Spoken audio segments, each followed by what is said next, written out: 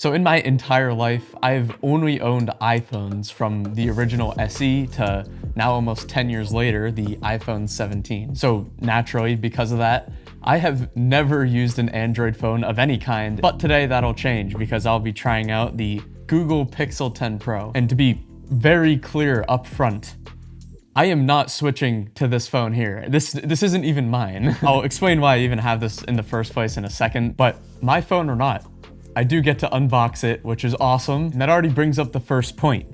Apple boxes, people tend to keep them. I don't know why. I am one of them. Android boxes, I'm not sure I even knew what an Android box looked like before I looked at this. This is also probably the least important part of any device, but it's also the most exciting. Let me open that up. Nice. And if I peel this off, not as satisfying as I hoped. Look at that. Actually feeling it in my hand, it feels maybe a little bit heavier, but on the side it has that, I guess that might be titanium. So dare I say, it feels a little better than my 17 in hand. In terms of color, they are basically the same exact thing. And on the back, they both kind of got that matte finish. And generally just size-wise, it looks like it's the same exact width and ever so slightly taller. And in the box, like Apple, they don't give you the brick. They just give you the USB-C cable. And I gotta say the Apple one does feel like it's better quality because it's braided and this one isn't. But what they both have in common is that they will charge your phone. But I'll be going into my experience with the Pixel itself, Android OS, the cameras, some of the AI features, and a rather unfortunate thing that I ran into almost immediately. Now, I know for iPhone, there's an option if you're switching from Android, and looks like there's an option if you're switching from iPhone. Now, I'm actually gonna be skipping this step because, like I said, this phone isn't for me. It's actually for my dad. He's upgrading from the iPhone 8. There's a limited time deal to get not a Pixel 10, you would have to pay for that, but a Pixel 10 Pro for completely free. And switching over was very easy. It transferred everything from apps, contacts, text conversations, even things like the wallpaper. We did end up opting for the control buttons on the bottom instead of the gestures, but because the phone is slightly taller than an iPhone, it actually works perfectly. Right off the bat, this keyboard is way better. They have the number pad up top on like the default one. That makes so much sense. Why do I have to switch to a different tab to get numbers on Apple? And this is a Google phone, so right now it's making me sign in with Google instead of like an Apple ID, which actually makes a lot of sense. Like I use Chrome, Drive, Docs, YouTube. I think I went on there a time or two before. What I really can't wait for Apple to add themselves, and a few years too late, is not just Face ID, but also Touch ID. So it looks like the screen just has the Touch ID built in. Well, there you go, Google. Now you have even more of my personal information. Honestly, so far using it doesn't feel that much different than an iPhone. And we're gonna see that more. We swipe up to go home. To go back, you swipe the right edge. Okay, that might be a little different. Swipe up and then pause to see all of your windows like an iPhone. Well, actually, I'm saying like an iPhone, but there's actually a good chance that the iPhone is doing it like the Pixel. I don't know who did it first. On the iPhone, you have the action button, the up and down volume on the left side. The Pixel, you have nothing. So immediately the first thing that comes to mind is there's no button to actually turn on or off like your ringer or something. And I also just installed Instagram on here, which no matter if you're on a Pixel, an iPhone, a Samsung, doom scrolling does not discriminate. But thanks to this little guy here, and also Scrolly, for sponsoring this video, I've been a lot less distracted lately. This is a very simple yet very effective product that's meant to help stop phone addiction, and it was made by a group of 4 friends from Poland that just want people to live their lives again. Once you have the physical Scrolly himself, you just go onto their app and select all the websites and apps that you want to block. And kind of like Apple Pay, you just tap the top of your phone to the Scrolly, and those apps are completely disabled. Now you might ask, why wouldn't you just use the built-in screen time limits? Well, I found the physical aspect of Scrolly to be far more effective. Like if I were to open Instagram right now, I would see this. Now notice how there's no option for 15 more minutes or to ignore the limit for the day. That's just giving you options to continue using your phone. How is that helpful? The only way to use these apps again with Scrolly is to, once again, scan him in real life. So if you're looking to get a bit of your life back, there'll be a link and also a code for 15% off in the description. With that being said, I'm gonna download it on the Pixel. And now it is blocked, and I can focus on finishing this video. So as an Apple-only user, my first Android, what are some of my initial reactions here? It's good.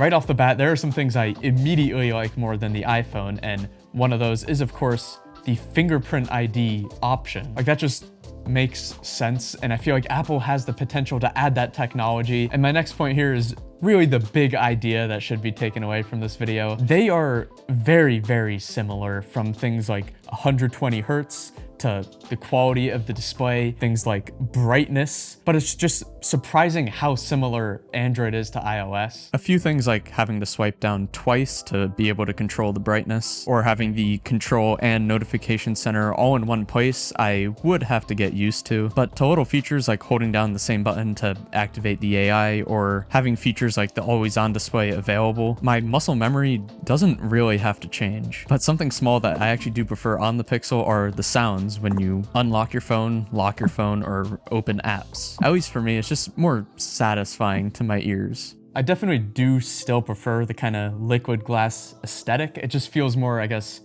cohesive with the Apple experience. Not that the Google one is bad, and just in general here, I'm using this for a day or two. I'm not really experiencing it as a user of the phone, but there are some quirks with it that I have noticed and will talk about. One of those being something I actually care about pretty deeply, and that is the Apple crying emoji. I am no longer able to overuse it with the context of a situation where I'm not crying at all. That one will hurt. And also, just on the hardware side of things, I do think it could do with some extra buttons. You have this whole left side. Make a ringer button, make something like the quick action button. And also for the ringer, I find it a little bit weird how you have to open the volume slider and then change the button up top. But if you open the volume setting menu, I am a pretty big fan of getting all of that extra control. But storage wise, and again, comparing it to my iPhone, you do have half as much, which long term, that could be something that you end up noticing, but I think for most people, it'll be fine. And also with the text messages, it's not iMessage anymore. I always think iMessage will be better for people communicating between Apple devices, but all the texts you send or receive will be RCS messages, which can still work with things like read receipts or even emoji reactions. But overall, from group chats or just regular text, the biggest noticeable difference was the color of the bubble, which in the real world, that is not a big deal. And as I'm signing into Spotify here, since I logged in with my Gmail, all of my Google passwords are immediately saved, so that's actually very convenient. Now, something I do want to try is, can I connect my AirPods to the Pixel, which I'm sure I can, but how seamless is it? Because as you can see here, my iPhone already pops up with all of the details because it's Apple to Apple. Do I still get like noise cancellation? Yep, that's nice. Yeah, works perfectly fine. Now, if I were to take them out, okay, interesting. So they're out of my ear, but the audio is still playing through them. So unlike on an iPhone, when you take them out and it pauses the music, the Pixel does not, which I guess makes sense. Oh yeah, even when they're in the case, audio is still coming out of them. But a big difference that I haven't touched on at all yet is the Pixel 10 and 10 Pro has a telephoto camera, while the 17 does not. And general camera-wise, I'm about to put these side by side.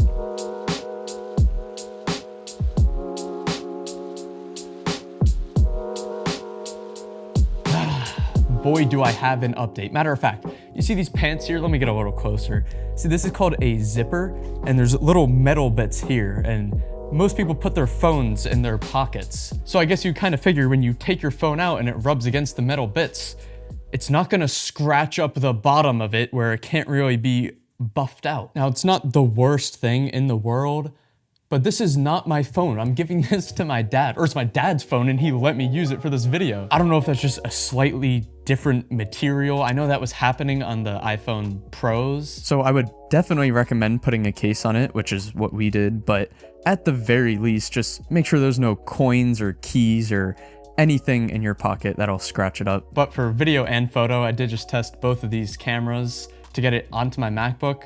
my iPhone, I can use AirDrop. And since recording this a few months ago, you actually can now AirDrop exclusively on Pixels, which I think is pretty awesome. But just right off the bat, some basics. In terms of the general UI, I still do prefer the iPhone, but in the camera app specifically, I'm leaning towards Android. For all the different iPhone modes, there's video and photo, but then you can drag along it to the right and that's all the photo ones, then drag along it to the left and that's all the video features. But on the Pixel, on the bottom, it has a photo or video tab, and then above it are all of the different features for each of the modes.